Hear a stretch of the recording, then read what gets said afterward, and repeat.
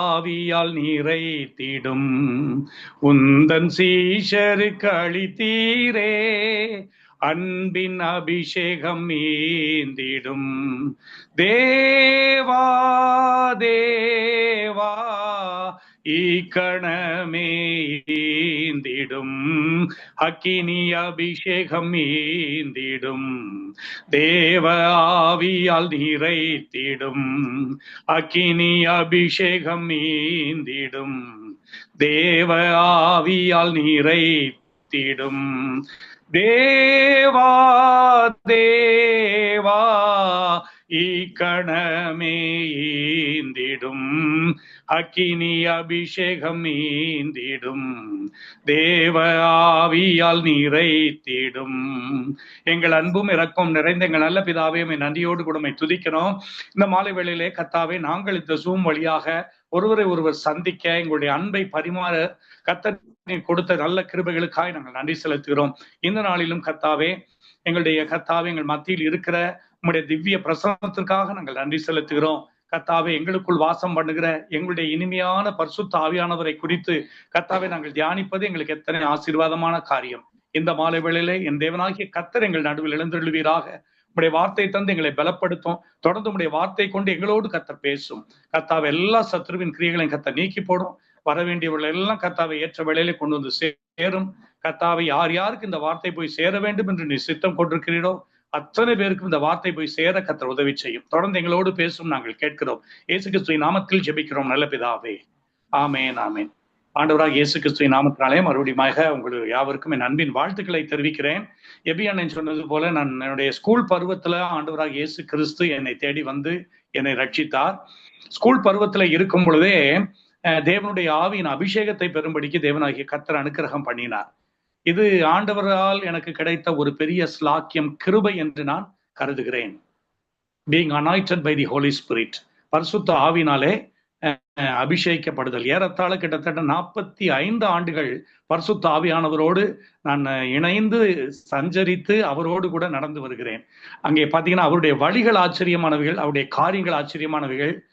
இந்த நாளிலும் கூட நான் உங்களோட கூட ஷேர் பண்ண போற சில காரியங்கள் என்ன அப்படின்னு கேட்டீங்க அப்படின்னா, நான் வெளியிலே ஊழியங்களுக்கு போகும் பொழுது நான் கண்ட, இல்லைன்னா ஊழியத்துல நான் பார்த்த சில வேதனையான காரியங்கள், அவைகளை எல்லாம் நான் உங்களோடு கூட பகிர்ந்து கொள்ள வேண்டும் என்று நினைக்கிறேன்.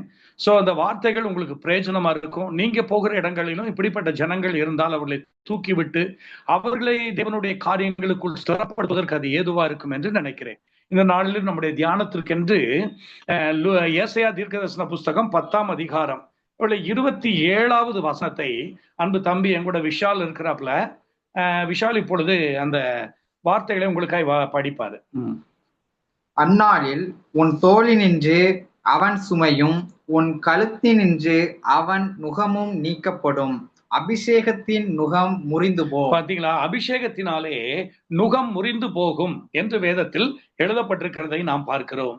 பிரியமானவர்களே, கர்த்தருடைய வார்த்தை என்ன சொல்லுது அப்படின்னு கேட்டீங்கன்னா, அபிஷேகம் வரும் பொழுது நுகங்கள் முறிக்கப்படும் என்று எழுதப்பட்டிருக்கிறத நம்ம பார்க்கிறோம். வேத புஸ்தகத்துல பாத்தீங்க அப்படின்னா, ஒரு மனுஷன் செய்யக்கூடிய பாவங்கள் பைபிள்ல பாத்தீங்க அப்படின்னா அது அவனை கயிறாய் கட்டி விடுகிறத நம்ம பார்க்கிறோம்.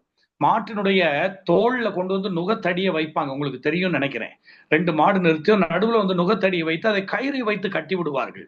நீதிமொழிகள் 5:22 என்ன சொல்லுது அப்படின்னா, ஒரு மனுஷன் செய்கிற பாவம் அவனை கயிறை போல கட்டி விடுகிறது என்று சொல்லி வேதத்துல அவன் பாவ கயிறுகளினால் கட்டப்படுவான் என்று சொல்லி நாம பார்க்கிறோம். அது அவனுடைய கழுத்திலிருந்து நீங்காத ஒரு சுமையாக, இல்லை என்றால் அது ஒரு நீங்காத ஒரு பாரமாக இருக்கிறது என்பதாக நம்ம பார்க்கிறோம். ஆனா வேத புஸ்தகத்துல பார்க்கும் பொழுது கர்த்தருடைய ஆவியானவர் வரும்போதுதான் விடுதலை கிடைக்கும் என்று சொல்லி நாம் பார்க்கிறோம். கர்த்தருடைய அபிஷேகம் வரும்போதுதான் விடுதலை கிடைக்கும் அப்படிங்கிறத பார்க்கிறோம்.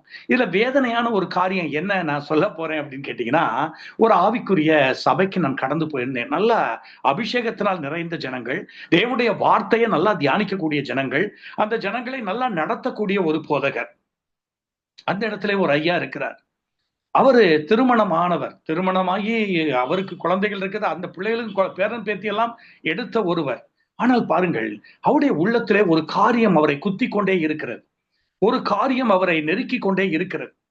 அப்ப பாருங்க, அவர் என்னை தனியே அழைத்து கொண்டு போய் அவர் சொன்னார், நான் டெய்லி ஞாயிற்றுக்கிழமை ஆராதனைக்கு போயிருவேன், தேவனை சேவிப்பேன், தேவனை நான் கனம் பண்ணுவேன், எல்லா காரியத்தையும் செய்வேன். ஆனால் என்னுடைய வாழ்க்கையில ஒரு விட முடியாத ஒரு காரியம் இருக்கிறது பிரதர்.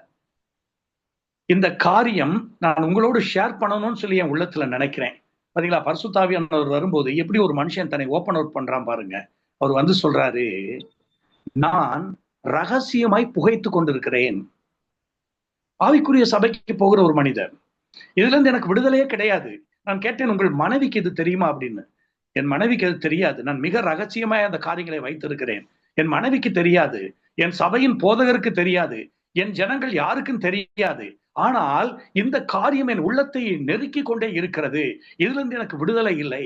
நான் கேட்டேன், உங்கள் போதகர் விடுதலையின் கூட்டங்களை எல்லாம் நடத்த மாட்டாரா, டெலிவரன்ஸ் மீட்டிங் எல்லாம் நடத்த மாட்டாரான்னு சொல்லி கேட்டேன்.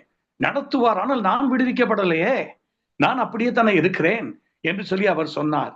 அப்ப இது யாருக்கும் தெரியாது, ஆனால் இது என்னை அழுத்தி கொண்டிருக்கிறது, என்னால் இதிலிருந்து விடுதலை அடைய முடியவில்லை என்று அவர் சொன்னார். அப்ப நான் அவரிடத்தில் கேட்டேன், உங்களுக்கு இதிலிருந்து விடுதலை அடைய வேண்டும் என்று விருப்பம் இருக்கிறதா? நீங்கள் ஆண்டவரிடத்தில் வாஞ்சியா இருக்கிறீர்களா என்று சொல்லி அவரிடத்தில் நான் கேட்டேன்.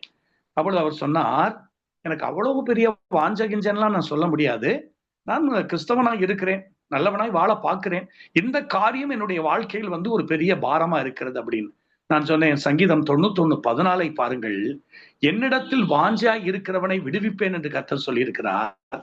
கர்த்தரிடத்தில் நீங்கள் வாஞ்சியாய் இருந்தால், ஒண்ணு கர்த்தரிடத்தில் வாஞ்ச இருக்கணும், ரெண்டாவது வந்து பாத்தீங்க அப்படின்னா இந்த அடிமைத்தனத்திலிருந்து நான் விடுவிக்க வேண்டும் என்கிற ஒரு சின்ன ஆசை உங்கள் உள்ளத்தில் இருக்கணும். உங்களுக்கு விடுதலை அடைய வேண்டும் என்ற ஒரு விருப்பமே இல்லை அப்படின்னா நீங்கள் அதுல இருந்து எப்படி விடுதலை அடைய முடியும்? அவ பாருங்க, இது மாதிரி எக்கச்சக்கமான ஜனங்கள் இருக்கிறாங்க. சோ இவர்களுக்கு யார் விடுதலையை கொடுப்பது?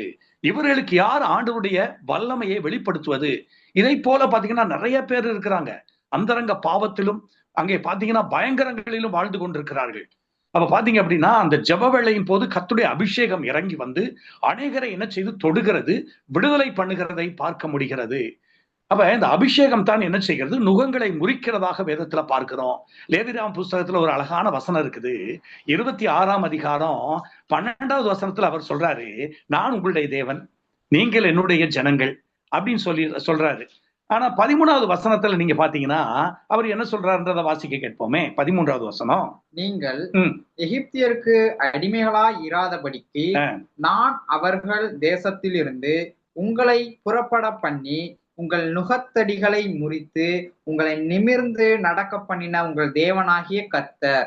பாத்தீங்களா, பைபிள் அவர் என்ன சொல்றாரு பாருங்க, எகிப்து தேசத்திலே நீங்கள் அடிமைகளா இருந்தீர்கள், நுகத்தடிக்கு உட்பட்டு இருந்தீர்கள், நான் உங்களுடைய நுகத்தடிகளை உடைத்து உங்களை நிமிர்ந்து நடக்க பண்ணின தேவன் நான் என்று சொல்லி தேவனாகிய கர்த்தர் சொல்லுகிறதை நாம் பார்க்கிறோம். சோ இப்ப என்னவித நுகமா இருந்தாலும் சரி, அது சாபமா இருக்கலாம், அது பாவமா இருக்கலாம், அது ஒருவேளை துக்கமா இருக்கலாம், அது ஒருவேளை என்னவித ஒரு நெருக்கங்களா இருக்கலாம், தொடர்ந்து உங்களுடைய இருதயத்தை அலட்டி கொண்டே இருக்கிற ஒரு காரியமா இருக்கலாம், விட முடியாத ஒரு தீமையா இருக்கலாம். அதுல இருந்து நீங்கள் விடுவிக்கப்படுவதற்கு ஆவியானவர் உங்களுக்கு என்ன செய்கிறார், உதவி செய்கிறார் என்பதில் எந்த ஒரு சந்தேகமும் இல்லை. அதுல இருந்து ஆண்டவராகிய கர்த்தர் உங்களை மெய்யாகவே என்ன செய்வார், விடுதலையாக்குவார். பைபிள்ல நீங்க பாத்தீங்க அப்படின்னா கர்த்தருடைய வார்த்தை என்ன சொல்லுது தெரியுமா? யோவான் சுவிசேஷம் 8ஆம் அதிகாரம் 32வது வசனத்தை வாசிக்கும் பொழுது அங்கே நம்ம என்ன வாசிக்கிறோம் பாருங்கள், சத்தியத்தை அறிவீர்கள், சத்தியம் உங்களை விடுதலையாக்கும் என்று எழுதப்பட்டிருக்கிறத நம்ம பார்க்கிறோம். யோவான் 8:36 பார்க்கும் பொழுது குமாரன் உங்களை விடுதலையாக்கினால் மெய்யாகவே விடுதலையாவீர்கள். 2 கொரிந்தியர் புஸ்தகம் 3ஆம் அதிகாரம் 17வது வசனம் சொல்லுகிறது, கர்த்தருடைய ஆவி எங்கே உண்டோ அங்கே விடுதலை உண்டு. Where there is the spirit of God, there is liberty. பாருங்கள், குமாரன் நம்மை விடுதலை பண்ணுவதாக பைபிள் எழுதப்பட்டிருக்கிறது. சத்தியத்தை அறியும் பொழுது, சத்தியத்தை கேட்கும் பொழுதே நாம் என்ன செய்ய முடியும், விடுதலை அடைய முடியும். மூன்றாவதாக பாருங்கள், பரிசுத்த ஆவியானவர் கடந்து வரும் பொழுது நமக்கு விடுதலையை கட்டளையிடுகிறார் என்பதாக நம்ம பார்க்கிறோம். இன்ஜினியரிங் காலேஜ்ல எல்லாரும் வந்து பாத்தீங்கன்னாக்கும் சகோதரிகள் எல்லாம் பிரேயருக்கு கிளம்பிட்டு இருந்தாங்க. ஒரு பெண் வந்து பாத்தீங்கன்னா பயங்கரமான பலவீனம், அதால எந்திரிக்கவே முடியல. அப்ப எல்லாத்தையும் கேட்டாங்க, நீங்க எங்க போறீங்க? நாங்க காலையில இன்னைக்கு ஞாயிற்றுக்கிழமை நாங்க ஆராதனைக்கு போறோம், ஜெபத்திற்கு போகிறோம் ஐயோ நீ வர முடியாம இருக்குதே, எப்படி நீ என்ன செய்யறது, உன்னை தனியா விட்டுட்டு நாங்க எப்படி போறது அப்படின்னு சொல்லிட்டு அந்த பிள்ளை சொன்னா, இல்ல நானும் வரேன், என்னை ஒரு ஆட்டோ பிடிச்சு கூட்டிட்டு போயிருங்க அப்படின்னு சொல்லி. அப்ப வந்து பாத்தீங்கன்னா அந்த பலவீனத்தோட அவளை ஆட்டோல தூக்கி வச்சுட்டு அவருடைய பிள்ளைகள் ஒரு 4-5 பேருடைய ஃப்ரெண்ட்ஸ் சேர்ந்து அவளை கூட்டிட்டு வர்றாங்க. நாங்க பாத்தீங்க அப்படின்னா இந்த ஞாயிற்றுக்கிழமை ஆராதனை கம்யூனி நடக்கும், அங்கே பாத்தீங்க ஆராதனை நடக்கும், நல்லா உபாசம் இருந்து ஜெபம் பண்ணுவோம். ஆண்டுடைய வல்லமையினால் நிறைந்து என்ன செய்வோம், அது முந்தின நாளே அதற்காக வேண்டிய ஆயத்தங்களை எல்லாம் பண்ணுவோம். பாருங்கள், எனக்கு இது எதுவுமே தெரியாது என்ன நடக்குது ஏதுன்னு. ஆராதனையிலே சாட்சியின் வேலைன்னு வந்த போது இந்த பெண் இந்த செகண்ட் இயர் படிக்கிற அந்த மகள் முன்னாடி வந்து சாட்சி கொடுத்ததை என்னால பார்க்க முடிந்தது. அந்த பெண் வந்து சொன்னா, நான் மிகவும் பலவீனப்பட்டிருந்தேன், ஆட்டோல தூக்கி வச்சுட்டு என்னை கொண்டு வந்தாங்க, 2 பேர் அங்கிட்டு ஒரு ஆள் இங்கிட்டு ஒரு ஆள் பிடித்து கொண்டு வந்தார்கள், கீழே வீடு, மாடியில் தான் பிரேயர் நடக்கும். சோ இப்ப வந்து பாத்தீங்கன்னா அந்த பிள்ளைகள் அங்கிட்டும் இங்கிட்டும் கைத்தாங்களா பிடிச்சிட்டு வந்தாங்க. படியில அவ காலை வைத்தவுடன் தேவனுடைய வல்லமை அவள் மேல் இறங்கினதா அவள் சாட்சி சொன்னாள். முதல் படியில அவ காலை வச்சோன்னா தேவனுடைய வல்லமை இறங்கினது. என்னை விட்டுருங்க, நான் நல்லா இருக்கிறேன். கடகடன்னு மேல ஏறி மேல வந்து உட்கார்ந்து உற்சாகமாய் பாட்டு பாடி தேவனுடைய வார்த்தையை பேசினாள். சாட்சியின் பகுதியின் போது முதலாக எழும்பி இந்த நாளில் நான் அந்த முதல் படியில கால் எடுத்து வச்சு மாடிக்கு ஏறுறதுக்கு முயன்ற போதே நான் விடுவிக்கப்பட்டேன் என்று சொல்லி சாட்சி சொன்னார். யார் இதை விடுவித்தது? நான் ஜெபம் பண்ணல, கர்த்தருடைய ஆவியானவர் அவளை விடுதலை பண்ணினார். இதுதான் the sweet Holy Spirit. அங்கே பாருங்க, the deliverance power of the Holy Spirit. ஆண்டவருடைய வல்லமை இதுதான், ஆண்டவருடைய பிரசனம் இதுதான். பிரியமானவர்களே, இயேசு கிறிஸ்துவினுடைய நாட்கள்ல கூட வந்து பாத்தீங்கன்னா ஆலயத்துக்கு போனவங்க இருந்தாங்க, ஜெபம் பண்ணக்கூடியவங்க இருந்தாங்க. ஆனா பாத்தீங்கன்னா விடுவிக்கப்படாம இருக்கிறத நீங்க பைபிள்ல நீங்க பார்க்க முடியும். இயேசு கிறிஸ்துடைய நாட்கள்ல லூக்கா சுவிசேஷம் 13ஆம் அதிகாரம் 10-16 வசனங்கள்ல நீங்க பாத்தீங்க அப்படின்னா அங்க எழுதப்பட்டிருக்கிறது பாருங்கள். ஒரு 2 வசனங்களை படிப்போமா, வாசிக்க கேட்போமா? லூக்கா 13:10. ஒரு ஓய்வு நாளில் அவர் ஜெப ஆலயத்தில் போதகம் பண்ணி கொண்டிருந்தார். அப்பொழுது 18 வருஷமாய் பலவீனப்படுத்தும் ஆவியை கொண்ட ஒரு ஸ்திரீ அங்கே இருந்தாள். பாருங்கள், இங்கே வேத புஸ்தகத்திலே நாம் பார்க்கிறோம், ஆண்டவராகிய கர்த்தர் ஜெபாலயத்திலே என்ன செய்கிறார்? பிரசங்கம் பண்ணி கொண்டிருக்கிறார். அப்பொழுது வந்து பாத்தீங்கன்னா அங்க ஒரு அம்மா இருக்கிறாங்க, 18 வருஷமாய் பலவீனத்தோட இருக்கிறாங்க. 18 வருஷமாய் பலவீனத்தோட இருக்கிறாங்க. ஆராதனை நடக்குது, ஜெபம் நடக்குது, சதுசேயர் பரிசேயர் they are the doctors of the law, வேதத்தின் மகத்துவங்களை எல்லாம் எடுத்து பிரசங்கம் பண்றாங்க, ஆராதனைக்கு வர்றாங்க, ஓய்வு நாளை குறித்து ரொம்ப கேர்ஃபுல்லா இருக்கிறாங்க. அங்கே பாத்தீங்க அப்படின்னாக்கு கர்த்தருடைய நாள், அவர்கள் தேவனை அனுசரிக்க வேண்டிய முறைமைகளை சொல்லிக் கொடுக்கிறார்கள். ஆனால் நெடுகவே நீங்கள் பாருங்கள், 18 வருஷமாய் இந்த அம்மா விடுதலையாக்கப்படவில்லை. ஆனால் ஓய்வு நாளில் அவர் பிரசங்கம் பண்ணி கொண்டிருக்கிறார். இந்த தாயினுடைய முதுகின் மேல் கையை வைக்கிறார். அங்கே பார்க்கிறோம் என்ன நடக்குது பாருங்கள். 18 வருஷமா இருந்த பலவீனம் நீங்குகிறது. எவ்வளவு வேணும் நிமிரக்கூட கூனியா இருந்தான்னு சொல்லி பைபிள்ல பார்க்கிறோம். பலவீனப்படுத்தக்கூடிய ஒரு ஆவி அவளை பலவீனப்படுத்தி கொண்டே இருக்கிறது. ஆனால் பாருங்கள், ஆண்டவர் தம்முடைய கரத்தை வைத்தவுடன் அந்த கூன் நிமிர்ந்தது. அங்கே பாத்தீங்களா, அவள் நிமிர்ந்து பார்த்து ஆண்டவரை என்ன செய்கிறாள்? மகிமைப்படுத்துகிறத நம்ம பார்க்கிறோம். நிமிர்ந்து பார்க்கிறா அப்படிங்கிறத பார்க்கிறோம். உடனே அவங்க எல்லாம் வந்துட்டாங்க. என்ன வந்துட்டாங்க பாருங்க, எப்படி ஓய்வு நாளில் நீ எப்படி சுகமாக்கலாம்?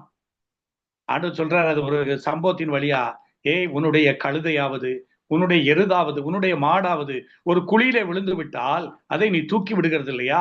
18 வருஷமாய் சாத்தான் கட்டி வைத்திருந்த இந்த ஆபிரகாமின் குமாரத்தியை அவள் இருந்த அந்த கட்டிலிருந்து விடுதலை பண்ண வேண்டியது அவசியம் இல்லையா என்று சொல்லி வேதத்தில் எழுதப்பட்டிருக்கிறதை நான் பார்க்கிறோம். பிரியமானவர்களே, இன்னைக்கு நம்முடைய வாழ்க்கையை ஆராய்ந்து பார்ப்போம். நாம போகிற இடங்கள்ல, நாம தங்கி இருக்கிற இடங்கள்ல, நம்ம போகிற ஆராதனைகள்ல இப்படி ஜனங்கள் விடுதலையாக்கப்படாமல் இருக்கிறார்களோ என்பதை நீங்க ஆராய்ந்து பார்க்கணும். வேத புஸ்தகத்துல நீங்க பாத்தீங்கன்னா ஆதியாம புஸ்தகத்துல கூட 27ஆம் அதிகாரத்துல யாக்கோபுக்கு எல்லா ஆசீர்வாதத்தையும் என்ன செஞ்சுறாரு? அப்பா கொடுத்துறாரு. ஈசாக்கு வந்து யாக்கோபு எல்லா ஆசீர்வாதத்தையும் தட்டி பறித்து விடுகிறான். ஏசா வந்து புலம்புகிறான், கண்ணீரோடு புலம்புகிறான். ஆனால் அவனுக்கு என்ன செய்யல? ஒரு ஆசீர்வாதமும் கிடைக்கல. ஆனா அந்த ஆதியாமம் 27:40 ஒரு வார்த்தை எழுதப்பட்டிருக்கிறது பாருங்கள். 40வது வசனம் வாசிக்க கேட்போம். உன் பட்டயத்தினாலே நீ பிழைத்து உன் சகோதரனை சேவிப்பாய். நீ மேற்கொள்ளும் காலம் வரும் பொழுதோ கழுத்தில் இருக்கிற அவனுடைய நுகத்தடியை முறித்து போடுவாய் என்றான். பாத்தீங்களா? உன்னுடைய கழுத்தில் இருக்கிற அந்த நுகத்தடியை நீ அந்த நாளிலே முறித்து போடுவாய், நீ மேற்கொள்ளும் காலம் வரும் பொழுது. அப்ப பாருங்க, இந்த கட்டுக்களை உடைக்க வேண்டும் என்றால், இந்த நுகத்தடிகளை முறிக்க வேண்டும் என்றால் அபிஷேகம் அதிகமாய் தேவைப்படுகிறது. அபிஷேகத்தினால் தான் என்ன செய்ய முடியும். இல்லைன்னா அவன் பலத்தின் மேல் பலனடைந்து பலத்தின் மேல் பலனடைந்து அந்த கட்டுகள் உடைக்கப்பட வேண்டும் என்பதாக வேதத்துல நம்ம பார்க்கிறோம்.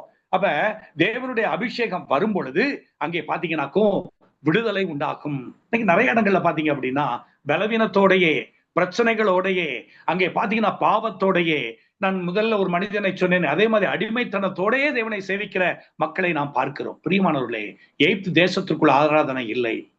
எகிப்து தேசத்தை விட்டு வெளியே வர வேண்டும். 3 நாள் பயணமாய் போக வேண்டும். நாங்கள் வனாந்திர ஸ்தலங்களிலே நாங்கள் தங்கி தேவனை நாங்கள் ஆராதிக்க வேண்டும். இதைத்தான் மோசே சொல்லுகிறார். அங்கே பாத்தீங்கன்னா கட்டப்பட்டிருக்கிற ஒரு தேசத்துக்குள் ஆராதனை இல்லை. கட்டுகளோடு ஆராதனை இல்லை. விடுதலையாக்கப்பட்டுதான் ஆராதனை. சோ அப்ப அங்க பைபிள்ல நம்ம பார்க்கிறோம், விடுதலை அடைய வேண்டும், மனிதர் விடுதலை அடைய வேண்டும். அதற்கு யார் அந்த விடுதலை கொடுக்கக்கூடியவர் யார் அப்படின்னு சொல்லி பார்க்கும் பொழுது ஆண்டவராகிய இயேசு கிறிஸ்து அந்த விடுதலை கொடுக்கக்கூடியவர். கலாத்தியன் புஸ்தகத்துல வாசிக்கிறோம், நம்ம ரட்சிக்கப்பட்டிருக்கிறோம், சுயாதீனமா இருக்கிறோம், லிபர்ட்டியா இருக்கிறோம், விடுதலையோடு கூட இருக்கிறோம். ஆனா வேதத்துல கலாத்தியர் 5:1 பார்க்கிறோம், மறுபடியும் நீங்கள் அடிமைத்தனத்தின் நுகத்துக்குள்ள போயிடாதீங்க. கலாத்தியர் 5:1 வாசிக்க கேட்போம். ஆனபடியினாலே நீங்கள் மறுபடியும் அடிமைத்தனத்தின் நுகத்துக்குட்படாமல் கிறிஸ்து நமக்கு உண்டாக்கின சுயாதீன நிலைமையிலே நிலை கொண்டிருங்கள். பாத்தீங்களா, நீங்க அந்த அடிமைத்தனத்தின் நுகத்துக்குள்ள மறுபடியும் போயிடாதீங்க. ஆரம்ப காலத்துல மக்கள்லாம் நல்லா தான் இருப்பாங்க, நல்லா கர்த்தரை துதிப்பாங்க, ஆராதிப்பாங்க, ஆலயத்துக்கு போவாங்க. ஒரு 10 வருஷம் ஆச்சு அப்படின்னா, 15 வருஷம் ஆச்சு அப்படின்னா, 20 வருஷம் ஆயிடுச்சுன்னு வைங்களேன், ஒரு என்ன நம்ம பாஷையில சொன்னா ஒரு தெனாவட்டு வந்துருது. நம்மள மாதிரி வார்த்தை யாருக்காவது தெரியுமா? நம்மள மாதிரி யாரும் ஊழியம் செய்ய முடியுமா? நமக்கு தெரிஞ்ச வேத புஸ்தகம் வேற யாருக்கும் தெரியுமா? இப்படி ஒரு தெனாவட்டு வரும் பொழுது நான் எல்லாத்தையும் இப்ப நான் சொல்லுகிற ஒரு காரியம், நான் போகிற இடங்கள்ல நான் பார்க்கிற மக்கள்ல நான் சொல்லுகிற ஒரு காரியம், நீங்க எவ்வளவு உயரமா போயிட்டே இருக்கிறீங்களோ அவ்வளவு தாழ்மையாய் நீங்கள் இருந்து கொள்ளுங்கள். பாவம் உங்களுடைய வாழ்க்கைக்குள்ளே நீங்கள் வரவிடாதபடிக்கு உங்களை காத்துக் கொள்ளுங்கள். அப்படி என்றால் நீங்கள் பத்திரமா இருப்பீர்கள். அப்ப பைபிள்ல பார்க்கிறோம், மறுபடியும் இந்த அடிமைத்தன நுகத்துக்குள்ள நீங்க போயிடாதீங்க அப்படின்னு சொல்லி நம்ம பார்க்கிறோம். அப்ப அபிஷேகம் வரும் பொழுது இந்த நுகத்தடிகள் எல்லாம் என்ன செய்யப்படும்? முறிக்கப்படும். இரண்டாவதாக வேத புஸ்தகத்துல நம்ம பார்க்கிற ஒரு காரியம், ரோமர் 8ஆம் அதிகாரம் 26வது வசனம் 27வது வசனம் நம்ம எல்லாருக்கும் தெரியும். ஆவியானவர் என்ன செய்யறாராம் பாருங்க, நம்முடைய பலவீனங்களிலே நமக்கு உதவி செய்யக்கூடியவராய் இருக்கிறார். He helps us in our weakness. நம்முடைய பலவீனங்கள்ல அவர் நமக்கு உதவி செய்யக்கூடியவராய் இருக்கிறார். நாம் வேண்டிக் கொள்வது இன்னது என்று நாம் அறியாமல் இருக்கிறபடினாலே ஆவியானவர் தாமே வாக்கு கடங்காத பெருமூச்சுக்களோடு கூட தேவனை நோக்கி விண்ணப்பம் பண்ணக்கூடியவராய் இருக்கிறார் என்று சொல்லி வேதத்தில் எழுதப்பட்டிருக்கிறத நம்ம பார்க்கிறோம். சோ அப்ப இன்னைக்கு நாம அபிஷேகிக்கப்பட்டிருக்கிற நாம் என்ன செய்ய வேண்டும் என்று சொன்னால், பைபிள்ல நீங்க பாத்தீங்க அப்படின்னா 1 யோவான் 2:1 பாத்தீங்கன்னா, இயேசு கிறிஸ்து நமக்காக பிதாவினிடத்திலே பரிந்து பேசக்கூடியவராய் இருக்கிறார். ஒருவன் பாவம் செய்வானானால் நமக்காக பரிந்து பேசுகிற இயேசு பிதாவினிடத்திலே நமக்காய் பரிந்து பேசிக் கொண்டே இருக்கிறாராம். இரண்டாவது ஒருத்தர் பரிந்து பேசுகிறார் பாருங்கள், அவர் யார்?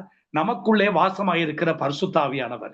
இவர் நமக்குள்ளிருந்து என்ன செய்கிறாராம்? பரிந்து பேசிக்கொண்டே இருக்கிறார் என்பதாக பார்க்கிறோம். நம்முடைய பலவீனங்களிலே நமக்கு உதவி செய்யக்கூடியவராக அவர் இருக்கிறார் என்பதாக வேதத்துல நம்ம பார்க்கிறோம். இன்னைக்கு வேதத்துல வாசிக்கும் பொழுது யூதாவின் புஸ்தகத்தில் நீங்க பாத்தீங்க அப்படின்னா 20-21 வசனங்களை நீங்க படிச்சீங்கன்னா பைபிள்ல பார்க்கிறோம், அங்க என்ன எழுதி இருக்குதுன்றதை வாசிக்க கேட்போம். யூதா 20-21. நீங்களோ பிரியமானவர்களே, உங்கள் மகா பரிசுத்தமான விசுவாசத்தின் மேல் உங்களை உறுதிப்படுத்தி கொண்டு பரிசுத்த ஆவிக்குள் ஜெபம் பண்ணி தேவனுடைய அன்பிலே உங்களை காத்து கொண்டு நித்திய ஜீவனுக்கு ஏதுவாக நம்முடைய கர்த்தராகிய இயேசு கிறிஸ்துவினுடைய இரக்கத்தை பெற காத்திருங்கள். பாத்தீங்களா, அங்கே வேதத்துல என்ன வாசிக்கிறோம் பாருங்க, உங்க மகா பரிசுத்தமான விசுவாசத்தின் மேல உங்களை பலப்படுத்திக் கொள்ளுங்க. அதுக்கப்புறம் சொல்றாரு, ஆவியில நிறைஞ்சு ஜெபம் பண்ணுங்க. pray in tongues.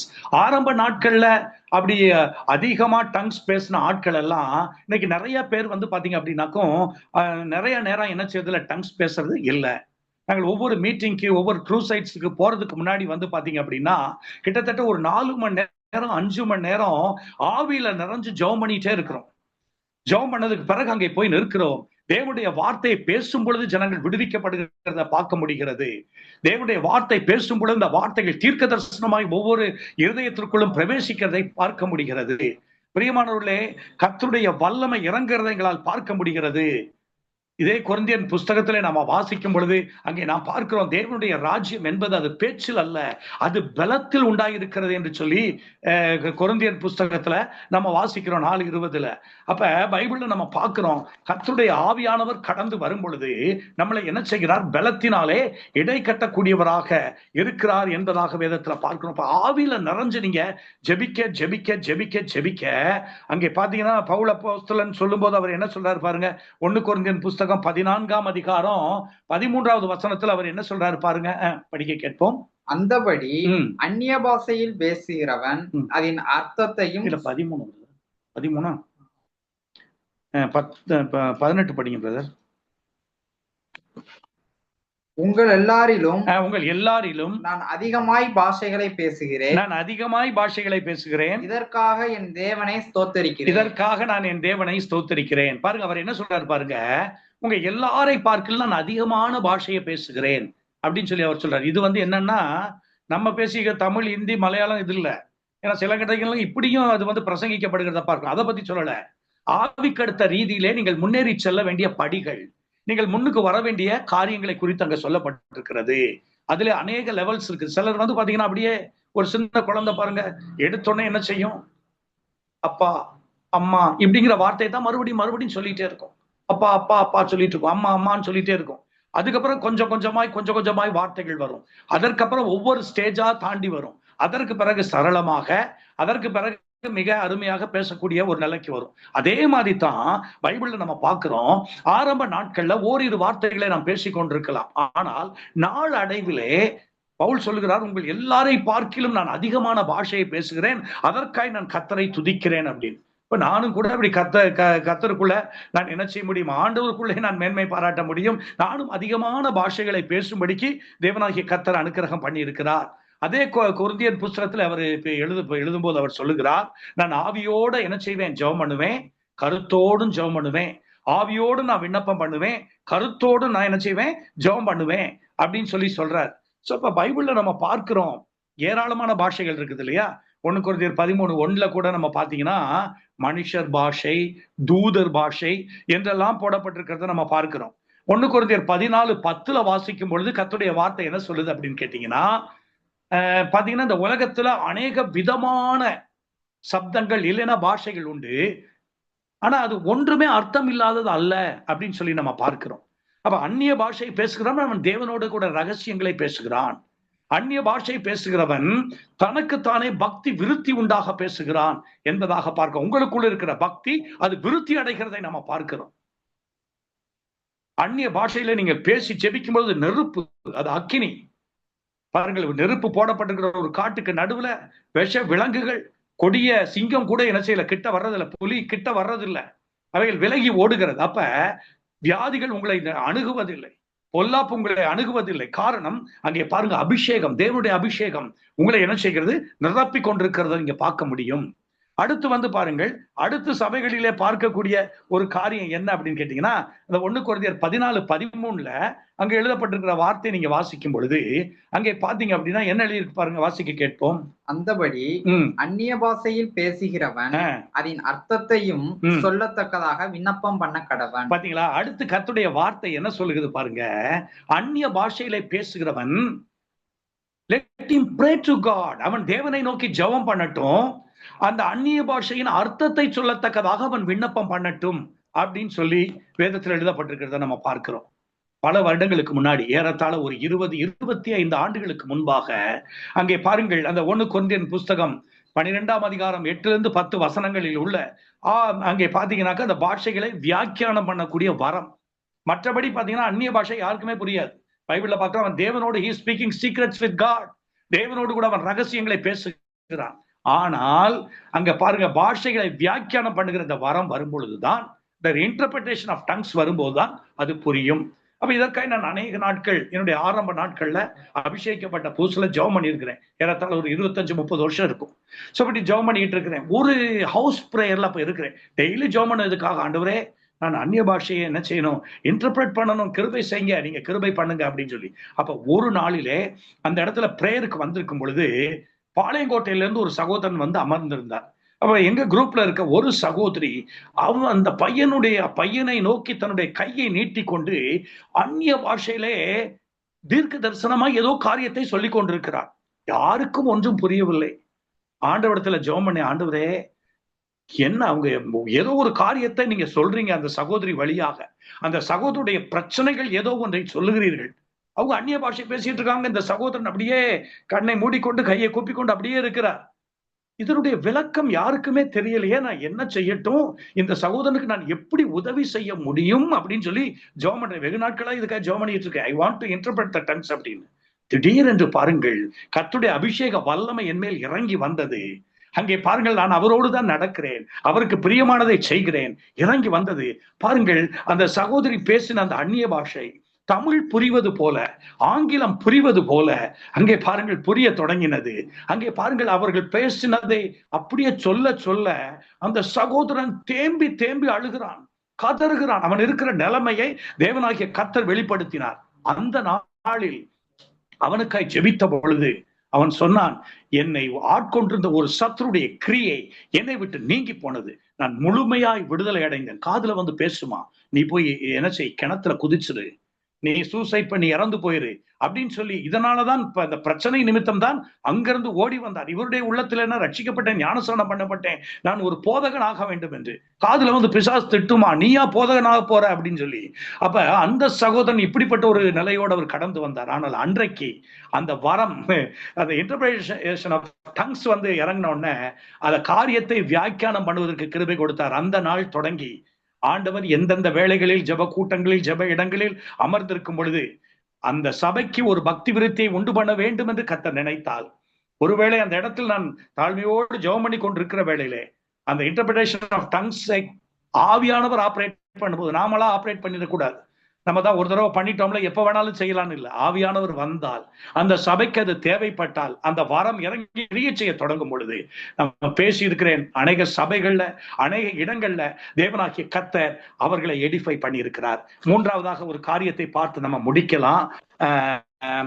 யோவான் சுவிசேஷம் 16ஆம் அதிகாரம் 13வது வசனம். யோவான் 16:13. சத்திய ஆவியாகிய அவர் வரும்போது சகல சத்தியத்திற்குள்ளும் உங்களை நடத்துவார்.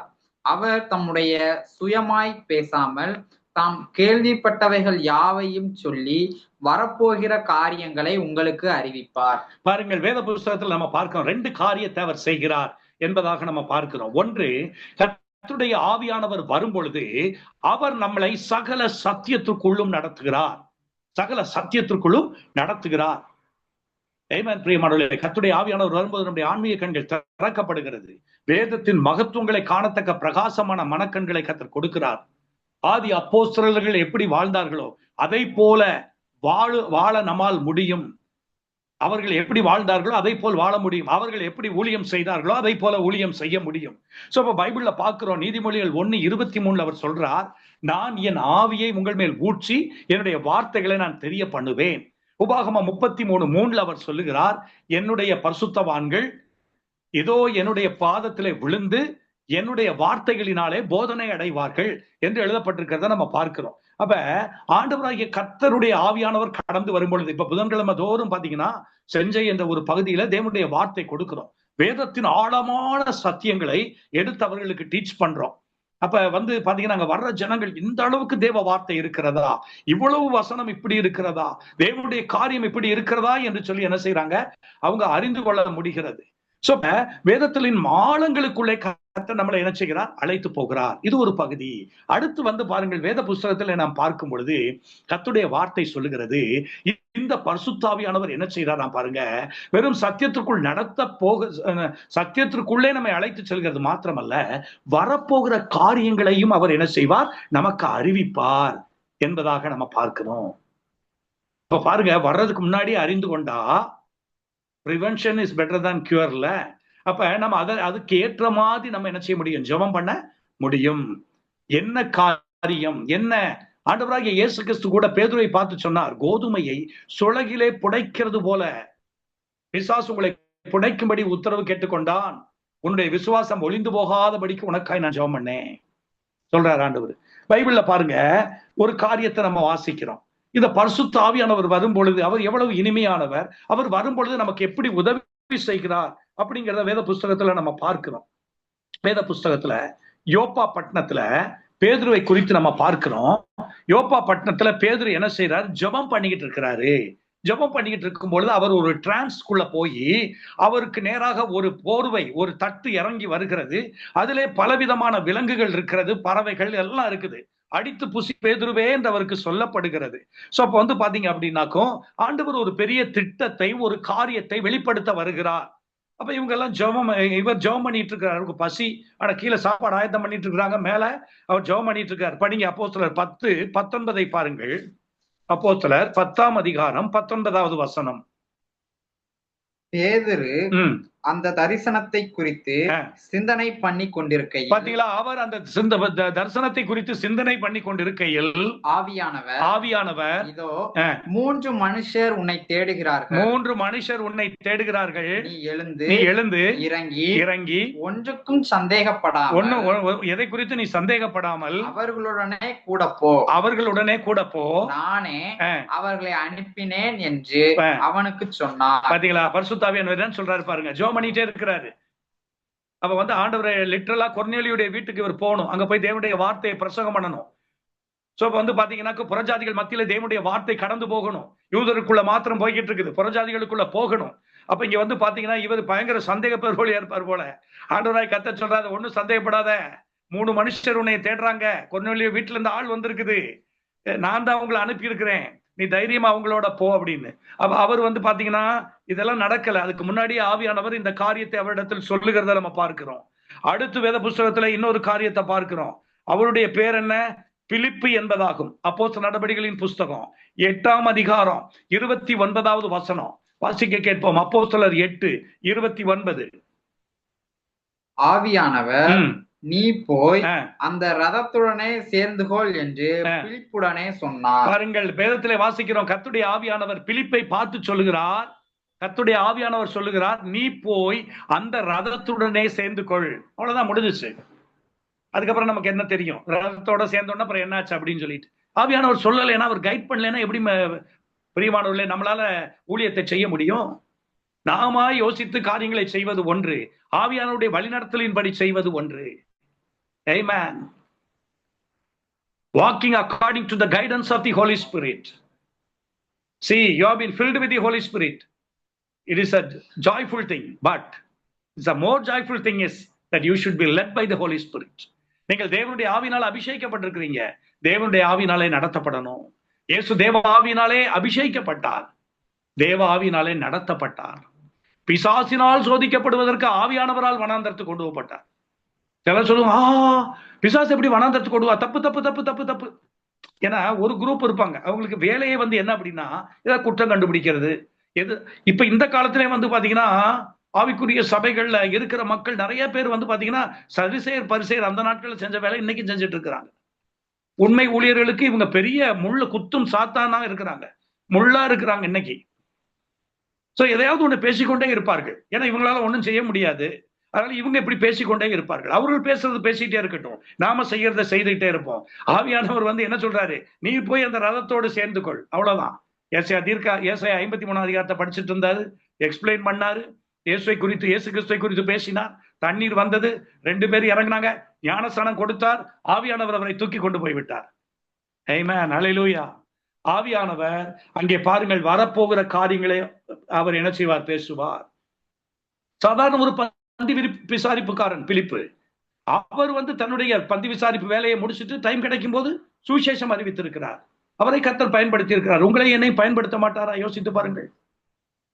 இன்னொரு மனிதனை பாருங்கள், அவருடைய பேரு அகபு என்பதாகும்.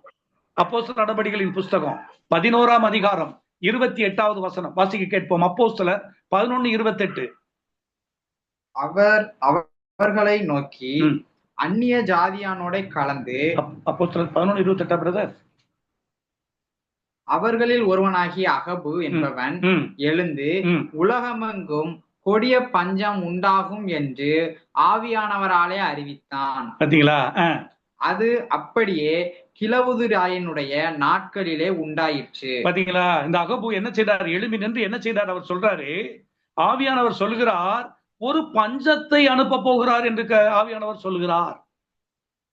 இந்த நாட்கள் எல்லாம் ஜெப கூட்டத்துல இந்த மாதிரி யாராவது ஒருத்தர் சொல்லிட்டா, ஏதாவது ஒன்ன பண்ணிட்டா, பைபிள்ல பார்க்கிறோம், தீர்க்க தரிசனை அற்பமாய் எண்ணாதிருங்கள். நீங்க அப்படிப்பட்ட காலமா இருக்குது. ஏன்னா நிறைய போலிகள் வந்துருச்சு. அதனால எல்லா தீர்க்க தரிசனம் பொய்ன்னு சொல்லக்கூடாது. தீர்க்க தரிசனங்களை அற்பமாய் எண்ணாதிருங்கள் என்று எழுதப்பட்டிருக்கிறதை பார்க்கிறோம். எல்லாவற்றையும் சோதித்து பார்த்து நலமானதை பிடித்துக் கொள்ளுங்கள் அப்படின்னு சொல்லி பார்க்கிறோம். அப்ப ஆவியானவர் பேசுறாரா? உண்மையிலே ஆவியானவர் தான் பேசுறாரா? ஒருவேளை நீங்க பாருங்க, ஆவியானவர் பேசும்போது அவர் பேசல அப்படின்ட்டீங்கன்னா நீங்க அவருக்கு விரோதமாய் பாவம் செய்யக்கூடியவராக இருப்பீர்கள். அப்ப பரிசுத்த ஆவியானவர் பேசுகிறார். அவர் சொல்றாரு, என்ன செய்யறாரு? ஒரு பஞ்சம் வர, அது அப்படியே வந்து நேர்ந்தது அப்படின்னு சொல்லி நம்ம பார்க்கிறோம். அதோட அவருடைய ஊழியம் முடிஞ்சிருச்சா? அப்போஸ்தலர் 21ஆம் அதிகாரம் 11வது வசனத்துல நீங்க பாத்தீங்கன்னா அவர் என்ன செய்கிறார் பாருங்கள். பவுலுடைய கச்சைகளை படிக்கின்றது. அவன் எங்களிடத்தில் வந்து பவுலுடைய கச்சையை எடுத்து தன் கைகளையும் கால்களையும் கட்டி கொண்டு, இந்த கச்சையை உடையவனை எருசலேமில் உள்ள யூதர் இவ்விதமாய் கட்டி புறஜாதியார் கைகளில் ஒப்பு கொடுப்பார்கள் என்று பரிசுத்த ஆவியானவர் சொல்லுகிறார் என்றான். பாத்தீங்களா? பரிசுத்த ஆவியானவர் சொல்லுகிறார் என்றான். பாத்தீங்களா? அப்ப அகபுவோடு பரிசுத்த ஆவியானவர் இடைப்பட்டிருக்கிறார், பேதுருவோடு இடைப்பட்டிருக்கிறார், பிலிப்போடு இடைப்பட்டிருக்கிறார், உங்களோடும் என்னோடும் இடைப்பட்டுத்தானே ஆக வேண்டும். அவர் ஆதி அப்போஸ்தலர் நாட்களில் இருக்கிற அந்த அப்போஸ்தலருக்கு மாத்திரம்தான் தேவனா? நமக்கு தேவன் இல்லையா? நமக்குள்ளே அவர் வாசமா இருக்கவில்லையா? நமக்குள் இருக்கிற ஆவியானவர் வைராக்கிய வாஞ்சையாய் நமக்குள் இருக்கிறார் என்று வேதத்தில் எழுதி வைக்கவில்லையா? சோ இன்னைக்கு நாம we are just limiting the power of God. நாம் தேவனுடைய வல்லமையை மட்டுப்படுத்தக்கூடியவர்களாய் இருக்கிறோம். தேவனுடைய காரியங்களை மட்டுப்படுத்தக்கூடியவர்களாய் இருக்கிறோம். சோ இப்படிப்பட்ட நிலையிலிருந்து நாம் மாற்றப்பட வேண்டும். அடிமைத்தனத்தின் நுகத்திற்குள்ளே அடிபட்டு கிடக்கிற மக்களை, துவண்டு போய் கிடக்கிற மக்களை தூக்கி எடுக்க வேண்டியது நம்மை விழுந்த கடமை. ஆவினாலே நிறைந்து, பரிசுத்த ஆவினாலே நிரப்பப்பட்டு, தேவ வல்லமையினாலே நிறைந்து நாம் என்ன செய்ய வேண்டும்? கர்த்தருடைய பணிகளை செய்ய வேண்டியது அவசியமா இருக்கிறது. அந்நிய பாஷையில பேச வேண்டும், அந்த அந்நிய பாஷையின் வியாக்கியானத்திற்காக ஜெபம் பண்ண வேண்டும் என்றெல்லாம் வேதத்தில் எழுதப்பட்டிருக்கிறதை பார்க்கிறோம். அப்ப இங்க நம்ம மூன்றாவது பார்க்கிற காரியம், பரிசுத்த ஆவியானவர் நம்மிடத்திலே வரும் பொழுது அவர் நம்மை பலப்படுத்தி பூமி எங்கும் சாட்சியாய் நிறுத்துறது மாத்திரம் அல்ல, அப்போஸ்தலர் 1:8 படி அவர் வரப்போகிற காரியங்களை சத்தியத்திற்குள்ளும் நடத்துவார், வரப்போகிற காரியங்களையும் அவர் நமக்கு அறிவிப்பார் என்று எழுதப்பட்டிருக்கிறது. எனக்கு அன்பானவர்களே, நாம ஏன்னா பைபிள்ல நம்ம பார்க்கிறோம், those who are led by the Spirit of God, they are the sons of God. தேவனுடைய ஆவினால் நடத்தப்படுகிறவர்கள் எவர்களோ அவர்கள் தேவனுடைய புத்திரராய் இருக்கிறார்கள் என்று வேதத்தில் எழுதப்பட்டிருக்கிறதை நாம் பார்க்கிறோம். அப்ப இன்னைக்கு நம்ம ஆண்டவர் நோக்கி ஜெபம் பண்ணலாம். என்ன ஜெபம் பண்ணலாம் அப்படின்னா, ஆண்டவரே, அடிமைப்பட்டிருக்கிற மக்கள் யார் யார் இருக்கிறாங்களோ அவங்களுக்கெல்லாம் நான் விடுதலை கூறும்படி, அவங்கள நான் இயேசு கிறிஸ்துவின் நாமத்தினால் விடுதலை பண்ணும்படி என்னை நீர் என்ன செய்யும்? பலமுள்ள ஆவினாலே எனக்குள்ளே பலமான அபிஷேகத்தை என்ன செய்யும்? ஊற்றும். நான் அவர்களுக்கு என்ன செய்ய வேண்டும்? விடுதலையை இயேசுவின் நாமத்தில் என்ன செய்யணும்? கட்டளையிட வேண்டும். ஒரு சம்பவத்தை மாத்திரம் சொல்லி முடிக்கிறேன். நாகர்கோவில் பகுதிக்கு ஊழியத்துக்கு போயிருந்தேன். ஒரு சகோதரி, பாஸ்டர் என்னை அங்கே அழைத்து கொண்டு போயிருந்தாங்க. ஒரு சகோதரி, அவங்களுக்கு 3 பிள்ளைகள், எப்பொழுதும் குடித்து கொண்டே இருப்பார். ஊழியர் அவர் வீட்டுக்கு வர்றாருன்னு தெரிஞ்சாலே அந்த பக்கம் வரமாட்டார், ஓடி போயிடுவார். பரவாயில்ல, நாங்க போனோம். அந்த போதகரும் நானும் அந்த சகோதரியும் அந்த 3 பிள்ளைகளும், அவங்க என்னுடைய 3 நாள் கன்வென்ஷனுக்கு வந்திருந்தாங்க. அவங்களுடைய வீட்டுல போய் ஜெபம் பண்றதுக்காக கடந்து போனேன். எப்பொழுதும் மீட்டிங் முடிச்சுட்டு நேரா அவங்க வீட்டுல போய் கண்டிப்பா அவங்களுக்கு ஜெபம் பண்ண, ரொம்ப கஷ்டப்படுறாங்க. வீட்டுக்கு வந்தா அடியோடி நடிக்கிறார். ஒரே ஒரு ஜெபத்தை பண்ணிட்டு கடந்து வந்தேன். ஒரு பாட்டு பாடி ஒரு சின்ன ஜெபம் பண்ணிட்டு கடந்து வந்துட்டேன். அன்றைக்கு அவர் ஆள் இல்லை, அவருக்காக ஜெபம் பண்ணிட்டு வந்தேன். எனக்கு அப்புறம் என்ன நடந்துச்சு தெரியாது. அடுத்த தடவை அங்க மீட்டிங் அழைத்திருந்தாங்க, அங்க போயிருந்தேன். அப்ப இவங்கதான் முதல் சாட்சி, கணவன் மனைவி பிள்ளைகளோட. நான் ஜெபம் பண்ணிட்டு போனதுக்கு பிறகு அந்த வீடு முழுவதும் தேவ மகிமையினால் ஒரு புகை மாதிரி நிறைஞ்சான். இந்த வீடு முழுசும் தேவனுடைய மகிமையினால் நிறைந்திருக்கு. என்றைக்கும் ஆர்ப்பாட்டம் பண்ணுவார். அன்னைக்கு வீட்டுக்கு வந்து அன்னைக்கு எதுவுமே பண்ணல அந்த மனிதர். உள்ளே வந்தார், சாப்பாடு போடுங்கள் என்றார், சாப்பிட்டார், அமைதலாய் படுத்து தூங்கி விட்டார். அடுத்த நாள் காலையில் எந்திரிச்சாராம், மனைவியை பார்த்து சொன்னாராம், உன்னை ரொம்ப வேதனைப்படுத்திட்டேன்ல, உன்னை ரொம்ப பாடுபடுத்திட்டேன், இனி ஒழுங்கா வேலைக்கு போவேன், சம்பளத்தை கொண்டாந்து உன்னை தந்துடுறேன் அப்படின்னு சொன்னாங்க. எவ்வளவு பெரிய மாற்றம் பாருங்க. நான் ஜெபம் பண்ணும்போது ஆளே அங்க இல்லைங்க. யார் இதை செய்தது? பரிசுத்த ஆவியானவர், தி ஹோலி ஸ்பிரிட், கர்த்தருடைய ஆவியானவர். சோ ஆண்டவராகிய கர்த்தர் என்ன செய்தார்? அங்கே பாத்தீங்கன்னா அந்த குடும்பத்தை தூக்கி எடுத்தார். இன்றைக்கு அவர்கள் அந்த சபைக்கு சாட்சிகளாய் மாறி இருக்கிறாங்க. ஒரு நாள் குடித்து கொண்டு இருந்தவர் இன்னைக்கு வந்து பாத்தீங்கன்னா சபைக்கு வேண்டிய வேலைகள் எல்லாம் செய்யறாங்க. இந்த சகோதரி, அந்த பிள்ளைகள் எல்லாம் போகும்போது, தேங்க்யூ அங்கிள், எங்க அப்பாவுக்காக ஜெபம் பண்ணீங்க, இவ்வளவு பெரிய ஒரு விடுதலை எங்க அப்பாவுக்குள்ள கடந்து வந்துடுச்சு அப்படின்னு. யாரால் முடியும்? மனுஷனால் அல்ல. It is not by men, it is by God. தேவனாலே ஆகும். தேவனாலே எல்லாம் கூடும். மனுஷரால் கூடாதவைகள் தேவனால் கூடும். பரிசுத்தாவியானவர் வரும்போது கூடும். நம்ம ஜெபம் பண்ணுவோமா?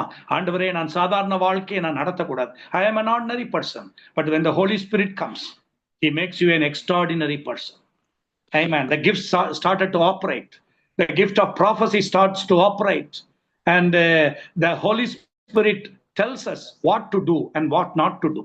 இப்ப நம்ம ஆண்டவரை நோக்கி ஜெபம் பண்ணலாம். ஆண்டவரே, இந்த பரிசுத்தாவியானவரால் நான் அதிகமாய் நிரப்பப்பட, மணிக்கணக்காய் ஜெபிக்க, கர்த்தாவே வியாக்கியான வரத்தை நான் விரும்ப, தீர்க்க தரிசனம் உரைக்க, பைபிள்ல போட்டிருக்குதே, அன்பை நாடுங்கள், ஞான வரங்களை விரும்புங்கள் என்று போட்டிருக்கிறதே, தீர்க்க தரிசனத்தை வரத்தை விரும்புங்கள் என்று போட்டிருக்கிறதே. இதெல்லாம் யாருக்காக எழுத வைக்கப்பட்டிருக்கிறது? வசனம் நமக்கு தெரியும், படிச்சுட்டு அப்படியே போயிடுறோம். அதற்குள் பிரவேசிக்கணுமே. ஆண்டவரை நோக்கி கூப்பிடுவோமா? ஆண்டவரே, என்னை பலப்படுத்தும், கிருபையினால் இடை கட்டும் என்று கர்த்தரை நோக்கி ஜெபம். எங்கள் அன்பும் இரக்கம் நிறைந்த எங்கள் நல்ல பிதாவே, இந்த கர்த்தாவே மாலை வேளைக்காய் நன்றியோடு கூட துதிக்கிறோம். கர்த்தாவே, பரிசுத்த ஆவியானவரை குறித்து உம்முடைய பிள்ளைகளோடு கூட பேசும்படிக்கு கர்த்தாவே, இந்த நாளிலே கர்த்தாவே அடியனோடு கூட அந்த நாளில் நீர் பேசினீர். கர்த்தாவே, இதை பேச வேண்டும் என்று சொன்னீர், இதை பேசி இருக்கிறேன். யாருக்கு கர்த்தாவே இந்த வார்த்தைகள் அவசியம் என்பதை அறிந்திருக்கிறேன். ஆண்டவரே, இந்த வார்த்தையை கேட்டுக்கொண்டிருந்த, கேட்க போகிற ஒவ்வொரு ஜனங்களுக்கும் இந்த வார்த்தைகள் கர்த்தாவே துலாம்பரமாய் அவருடைய இருதயங்களில் தொனிப்பதாக, தொடர்ந்து இந்த வார்த்தைகளை கொண்டு அவர்களை கர்த்தாவே நீர் உற்சாகப்படுத்தி எழுப்பும்படிக்கு ஜெபிக்கிறோம் ஐயா. உம்முடைய வரங்களால் நிறைத்து கர்த்தர் மகிமையாய் பயன்படுத்தும்படிக்கு ஜெபிக்கிறோம். தேவன் கர்த்தாவே, நீர் எங்களுக்குள் வல்லவராய் இருக்கிறீர் என்பதை வெளிப்படுத்த கர்த்தர் கிருபை தரும்படிக்கு ஜெபிக்கிறோம். வார்த்தையை கேட்டுக்கொண்டிருந்த ஒவ்வொருவர் மீதுமுடைய வல்லமை இறங்கட்டும். அடிமைத்தனத்தின் நுகத்திற்குள் இருக்கிற அத்தனை பேரையும் விடுதலை பண்ணி அவர்களை நிமிர்ந்து நடக்க பண்ணுகிற தேவன் நீர் அல்லவா? உம்முடைய பிள்ளைகள் போகிற இடங்களில் எல்லாம் கர்த்தாவே கட்டுக்குள் இருக்கிற ஜனங்களை விடுதலை பண்ணும்படிக்கு, ஆவியிலே நிறைந்து ஜெபம் பண்ணும்படிக்கு, பரிசுத்த ஆவியானவர் சொல்லுகிற காரியங்களை கேட்டு கவனித்து அதன்படி கர்த்தாவே நடந்து கொள்ள என் தேவன் அனுக்கிரகம் பண்ணும்படிக்கு ஜெபிக்கிறோம். வந்த அத்தனை பேர் மீதும் உம்முடைய கிருபையும் சமாதானமும் இறங்கட்டும். நீரே பலப்படுத்தும், கிருபையினால் மூடும். கனம் துதி மகிமை எல்லாம் உமக்கே செலுத்துகிறோம். இயேசு கிறிஸ்துவின் மகத்துவம் உள்ள படிக்க